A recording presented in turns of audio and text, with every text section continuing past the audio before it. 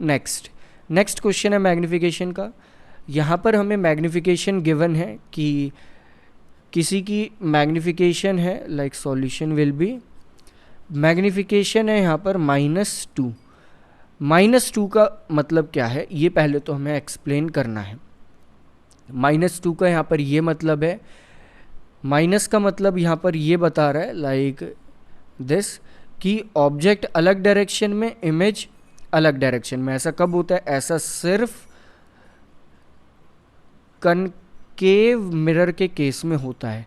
और 2 यहाँ पर ये बता रहा है कि इमेज 2 गुना बड़ी है। लाइक ऑब्जेक्ट अगर 1 सेंटीमीटर का है तो इमेज यहाँ पर 2 सेंटीमीटर की फॉर्म होगी। तो ऐसा कब होता है कि इमेज बड़ी फॉर्म हो, एनलार्ज्ड और नेगेटिव हो? ऐसा सिर्फ एक केस में होता है। लाइक हम ड्रॉ कर लेते हैं अपना मिरर, कुछ इस तरह से ये हो जाएगा।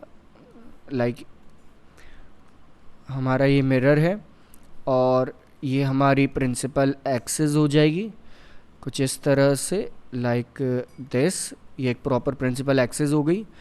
इसके बाद हम इसे F मान लें, principal focus, centre of curvature. तो आपने देखा होगा कि जब आप ऑब्जेक्ट को यहाँ पर रखते हैं, लाइक इस जगह पर, तो एक एनलार्ज्ड इमेज फॉर्म होती है और वो ऑपोजिट डायरेक्शन में भी होती है। कुछ इस तरह से यहाँ पर फॉर्म होती है वो इमेज।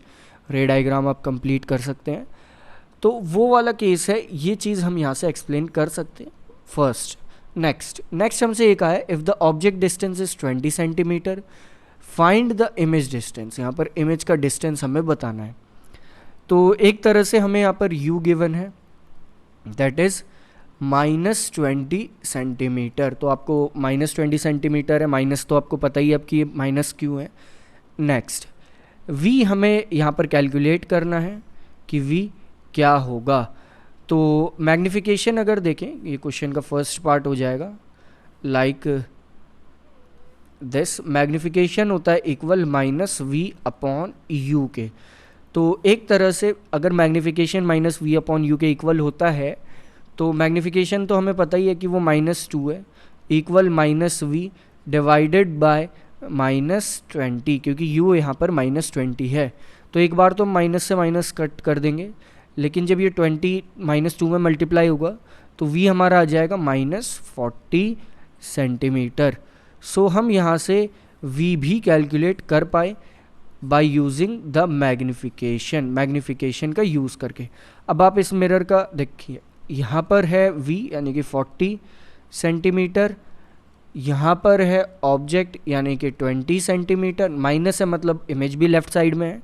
अब आप इसकी फोकल लेंथ भी कैलकुलेट कर सकते हैं। इसी क्वेश्चन में अगर मैं ये ऐड कर देता कि फोकल लेंथ भी कैलकुलेट करे तो ये मिक्स्ड वाला क्वेश्चन हो जाता। कोई मिक्स्ड वाले क्वेश्चन नए नहीं है, उसमें मैग्नीफिकेशन और फोकल जो मिरर फार्मूला उन दोनों का यूज़ करना पड़ता है।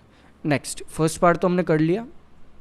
लाइक नेक्स्ट पार्ट अगर देखें, if the image height is 30 centimetre find the height of object. तो ये भी काफ़ी सिंपल है। अगर इमेज की हाइट है यहाँ पर, अब पहले तो हमें डिस्टेंस दिया था, अब दे दी हाइट यानी कि ये नापा हुआ है, दैट इज़ ये कुछ इस तरह से है, ये हमने मेजर कर लिया 30 सेंटीमीटर। तो हाइट ऑफ इमेज आपने जब मेजर करी दैट इज़ HI, तो आपने नीचे की डायरेक्शन में मेजर करी है ये हाइट। अगर नीचे की डायरेक्शन में मेजर करिए तो ये -30 सेंटीमीटर लिखा जाएगा। नेक्स्ट हाइट ऑफ ऑब्जेक्ट, अगर आप यहाँ से ध्यान से देखें तो हाइट ऑफ ऑब्जेक्ट है होनी चाहिए पॉजिटिव, विच मीन्स जो भी आपका आंसर आए वो पॉजिटिव आएगा, तो आपने करेक्ट यहाँ पर न्यूमेरिकल करा है। तो मैग्नीफिकेशन एक और चीज़ के इक्वल होता है, दैट इज़ HI/HO। तो यहाँ से आ जाएगा -2, क्योंकि मैग्नीफिकेशन तो हम चेंज नहीं कर सकते, इक्वल HI जो कि -30 आई है डिवाइडेड बाय HO।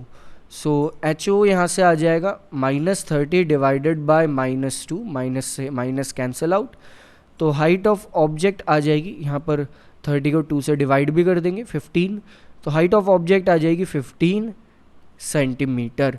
और आप ये चीज़ नोटिस कर सकते हैं कि यहाँ पर हाइट ऑफ इमेज पॉजिटिव आई है, यानी कि एक तरह से आपने न्यूमेरिकल करा भी ठीक है। और एक और चीज़, ऑब्जेक्ट की हाइट यहाँ पर एक तरह से इमेज की हाइट से कम ही आई है, तो एक और कंडीशन मिल गई कि आपका जो न्यूमेरिकल है वो करेक्ट है।